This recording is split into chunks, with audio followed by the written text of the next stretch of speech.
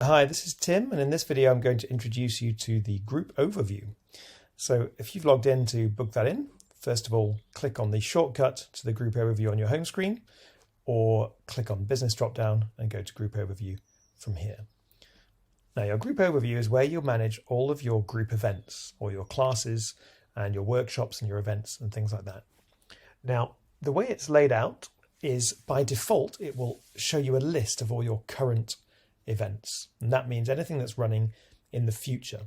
Anything that has already run and has finished is by default hidden from the original view, but you can bring it back very easily. I'll show you how to do that in a second. When you first come to the screen, if you haven't added any yet, you will see it's blank, and you can add your first group event by clicking this button at the top. And this is the button you'll use whenever you need to create a new term, a new date, or indeed a new type of event that you want to add. You can start from there, and you should, when you're ready to do that, you watch our video on how to create a new group event. The options below allow you to filter your list. Now, by default, the list will show everything, as I say, that is current. The way it lists everything is it groups it together by location in the first instance. As we can see here, I've got a venue called the Leisure Centre, and then it displays the different types of booking that you take, or what we call the booking types, and what you could think of as the type of class, the type of event that you're running. In this case, I've got a juniors class that's running at the Leisure Centre. Underneath that, you then have rows for each of the different dates, terms, or date blocks that you've set up. Now, the reason we've set it up in this way is we have these two levels. So once you have a type of class, then you don't have to enter those details again. Once you've created the type of class, all you then have to add are the new dates or the new date blocks that you want to take bookings for. Now, as you scroll down, you will see here that we've got different rows for different days, different times for the different events that we are running. You can see from the display, there's different columns here. So this will give you a really nice handy reporting section where you can see at a glance how your events are performing. So for example, we can see the number of attendees that we have booked in already for this class. We can see the amount of revenue that we've taken. You can see the amount of fees that you've paid to us for using Book That In. And if you want to, you can add in your overheads, which was what we call the course cost. And then if you do that, the system can then estimate a profit or loss for your class or your event. Which is really handy because then at a glance you can see if it's red, then you know that this event obviously needs a bit more work in terms of promoting it, and if it's green, then happy days, we're doing well. So at a glance, this can show you some really nice bit of reporting. Now, if you want to find a class that's running or an event that's already run, it was in the past, all you have to do is untick this option which says current only. So by default, this is ticked, and that means that we are only showing you the current classes or events. If we untick it and then click update, then it will change the view so that it shows us the whole of our history. And you can see at the Leisure Centre, I've run a fun day. I've also run various different juniors classes in the past. And by displaying them all at once, it's a nice view because we can see and spot any trends by looking at the number of attendees or the amount of money that we've taken and the amount of profit or loss that we've made. And that can be a really nice way of keeping track of our classes and events and how they're performing over time. There's also the option to archive classes and events. And if you have archived things in the past, archiving is effectively like deleting it, but you may want to bring it back. So you can click Show Archived and Update, and that will show you anything that you've archived in the past. Lastly, you'll see over on the left a filter option, and this can be really, really handy if you've got a lot of different booking types and classes and events that you've set up in the past. And you can therefore display only certain things. So you can decide you only want to display what we've got running at the juniors class Leisure Centre, or perhaps we want to filter by location, and we can just show anything that we've run at the Leisure Centre. Alternatively, we can show just by categories that we've got set up, or indeed by the classes or events that are linked to certain staff members. And lastly, the start date range can be really handy if you just want to see all the events that you ran last week. You can just pop in a start date, pop in an end date, and you will be returned any of the different classes and events that started last week. So that can be really handy. So once you've got your list, then you may want to know how to action everything from here. And there's lots of different things that you can do from this area. For example, if I go back to our main list here, if I just show our current classes, in fact, then there are various things we can do. So we can edit the class information or the event information. If I click edit here, this allows me to edit the name of the booking type, the description that we display when people book. It also allows me to edit some information that goes into the booking confirmation email. I can even change the location, so the address that we're at, and I can create a new address from here, change the category, or update any of these details. If I click next, it also allows me to edit the custom fields on that class or event.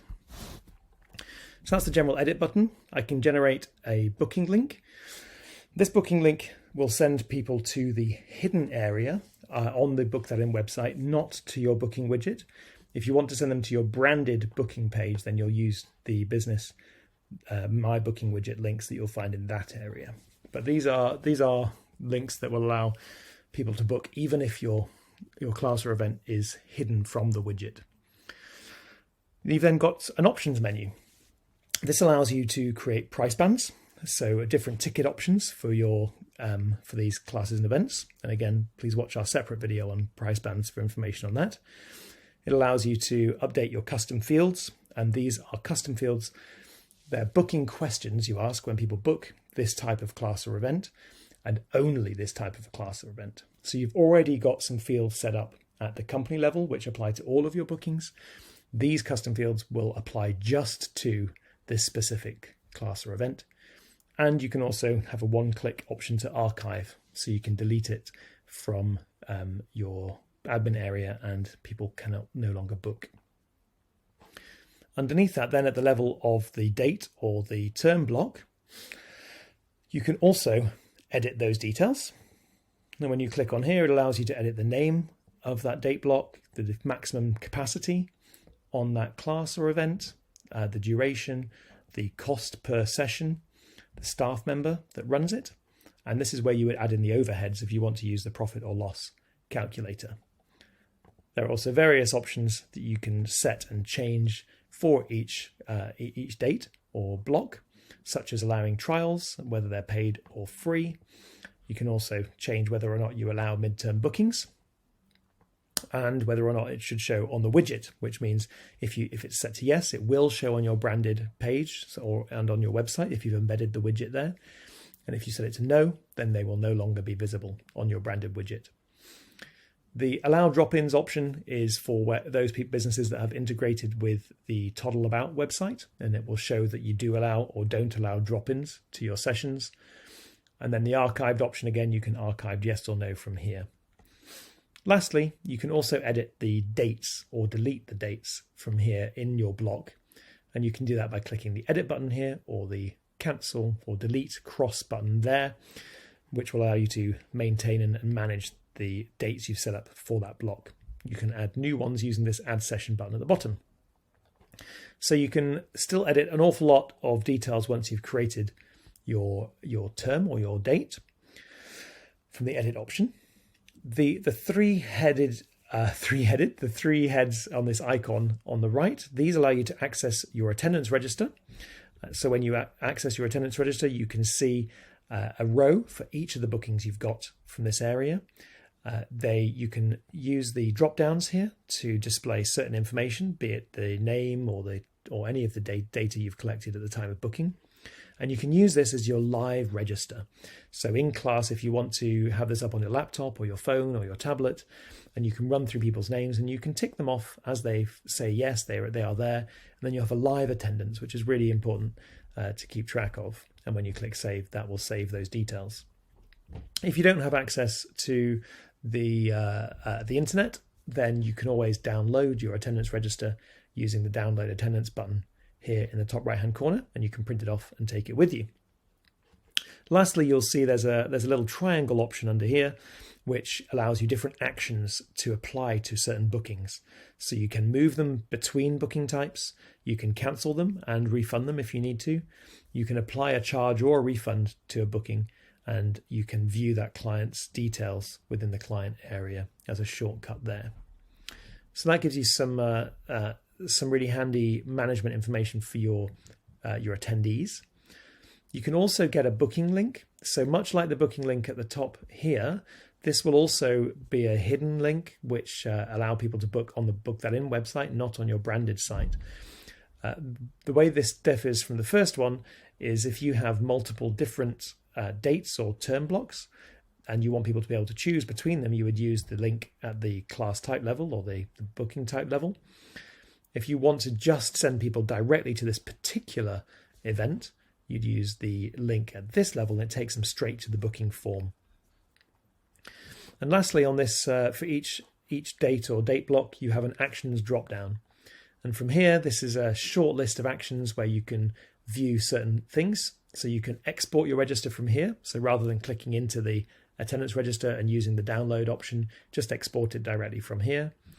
If you need to contact your attendees, you can send them a quick email from this area as well. So if you click on email attendees, then it will allow you to choose the date. So it will send an email to anybody who was booked in for that date.